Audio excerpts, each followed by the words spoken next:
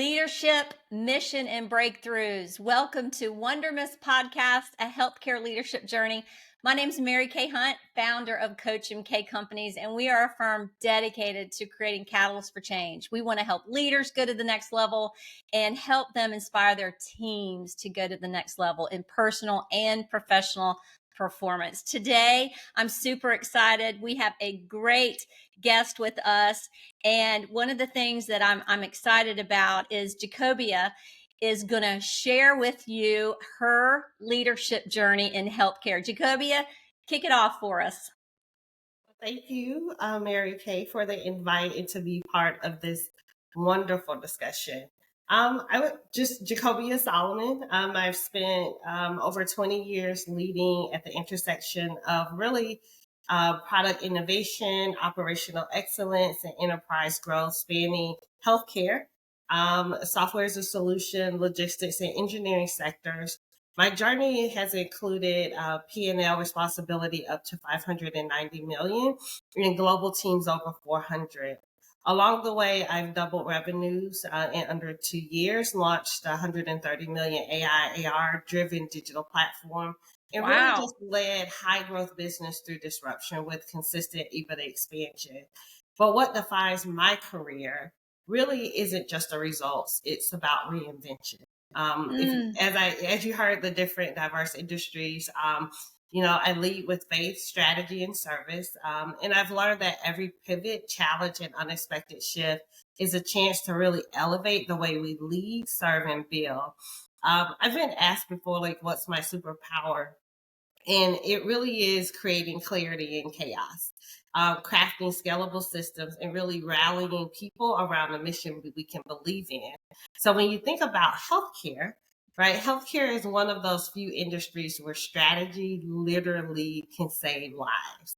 And so when at AMN Healthcare approached me, I saw an opportunity to use everything I had learned, right, about growth, technology, culture, and direct it really towards a purpose, a meaningful purpose.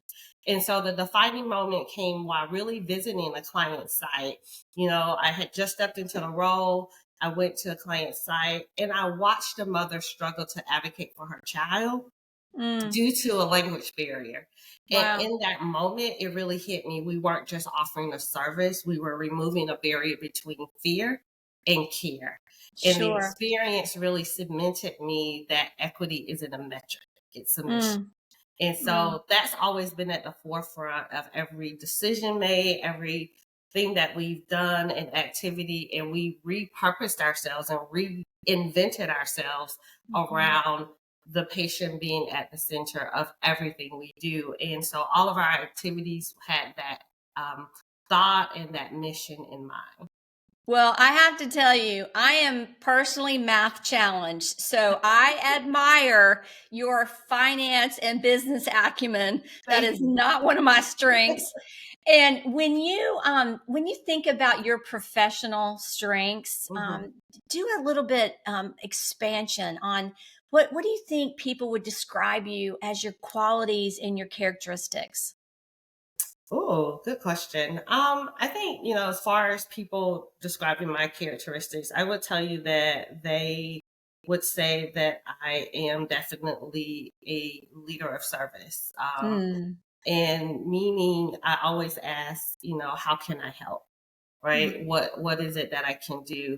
And so when I think about, strategy and connecting people to that, I get really excited about motivating and inspiring people on the why. And so when we think about, when we think about the why, it really kind of negates everything. So if it gets a little hard, okay, so what? We figure it out, right? If we kind of, have some tension and start hitting walls or miscommunication, okay, so what? And we figure it out because the why is always at the forefront. And so I would tell you that that's a big piece.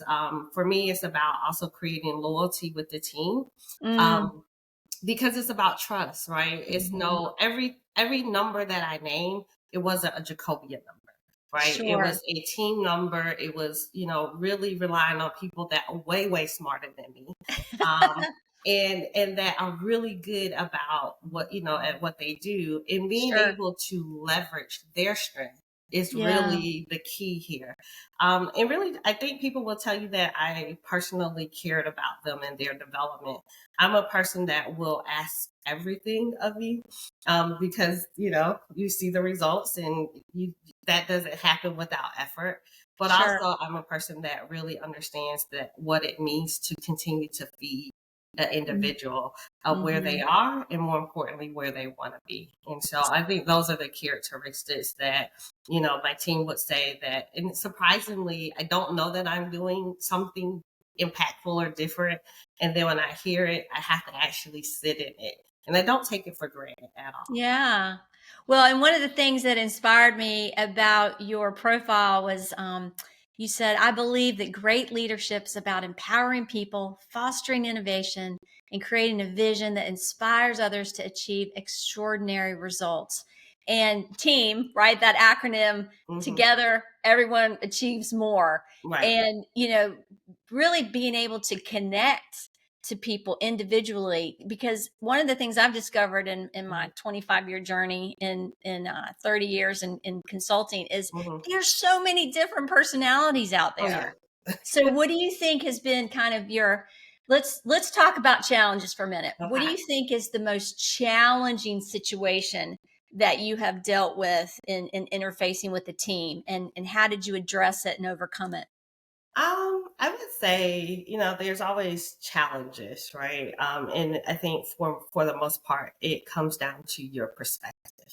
Mm, Um, and so for me, one of the most, I would say, unexpected challenges and humbling, quite frankly, is, currently I'm in a transition. I okay. face, you know, it came at a height of my career. Mm-hmm. Again, I've listed out, the contributions, because we're taught, as we go through career, and not only that, as early as school, like you perform, you get A's, you score well on tests, Right.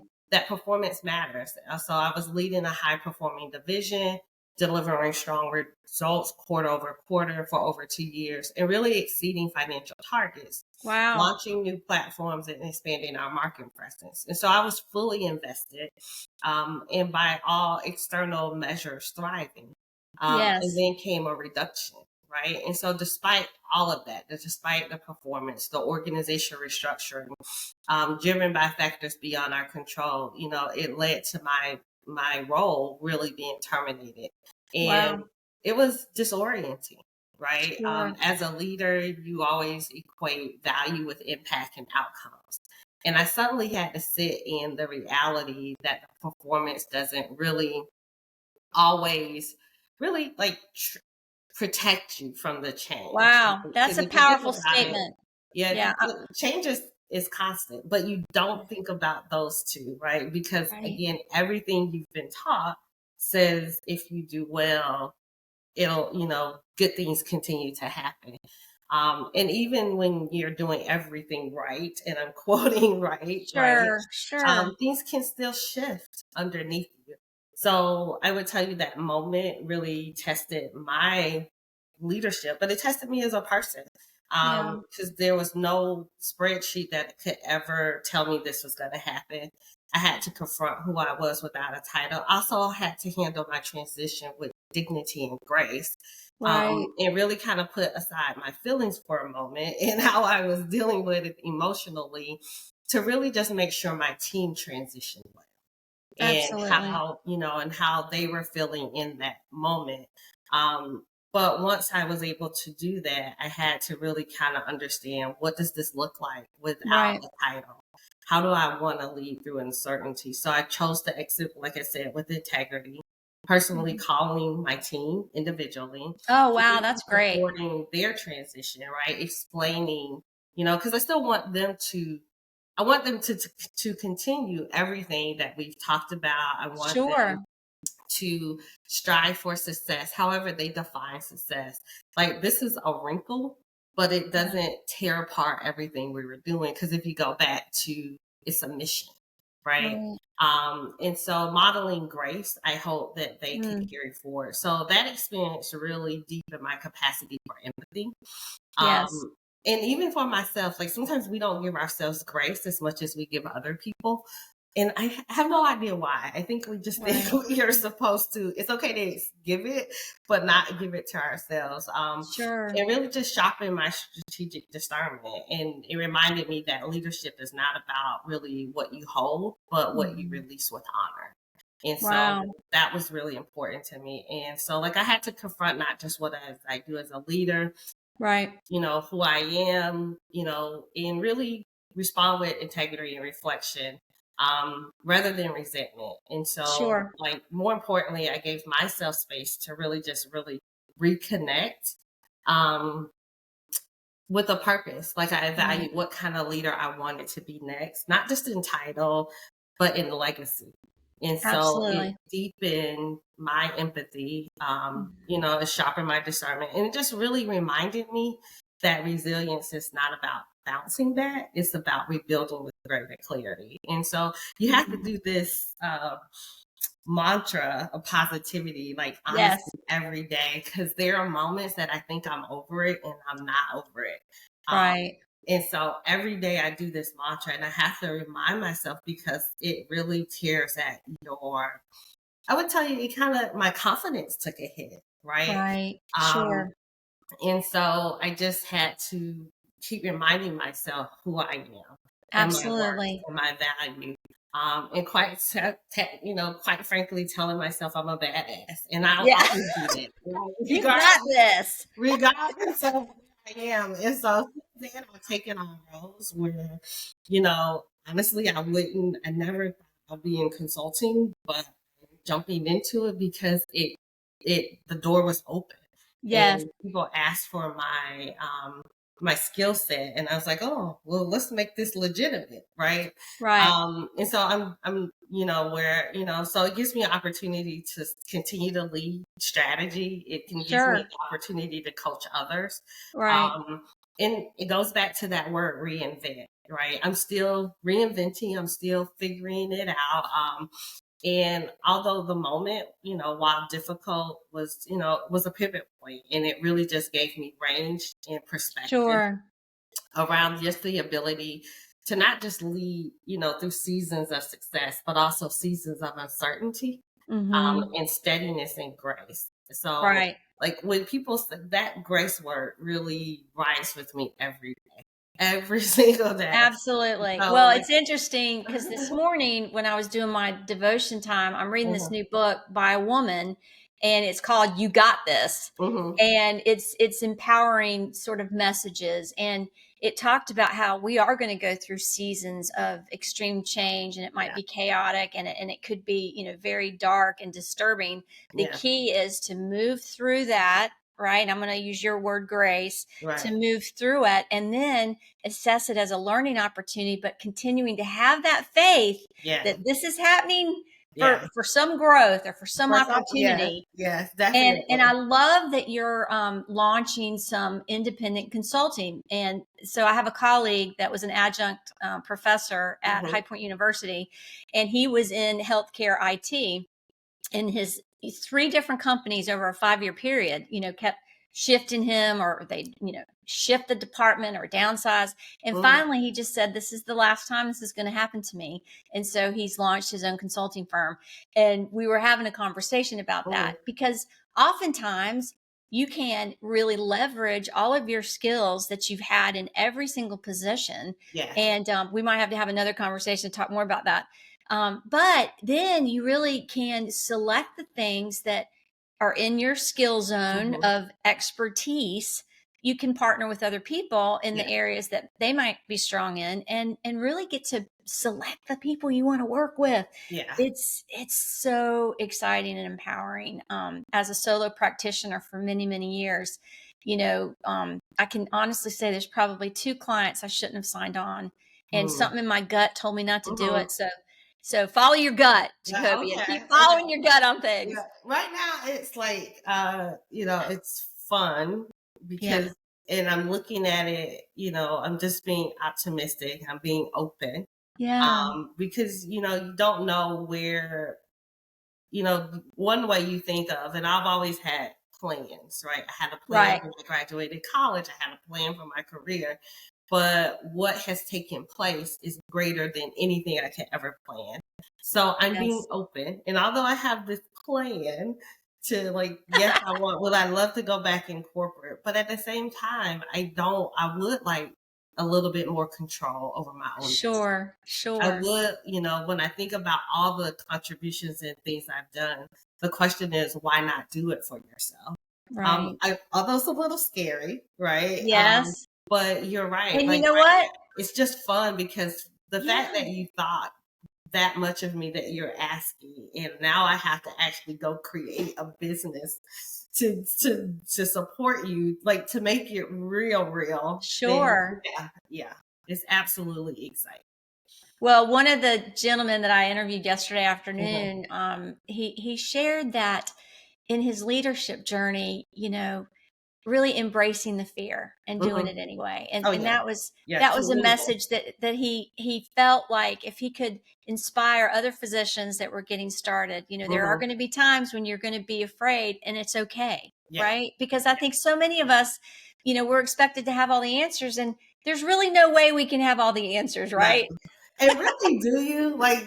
I think, yeah, I think it's just a level of comfort, right? Yeah. And so I just, I'm a person that always will keep moving because I need closure, and the Hmm. closure doesn't have to be what I think it should be.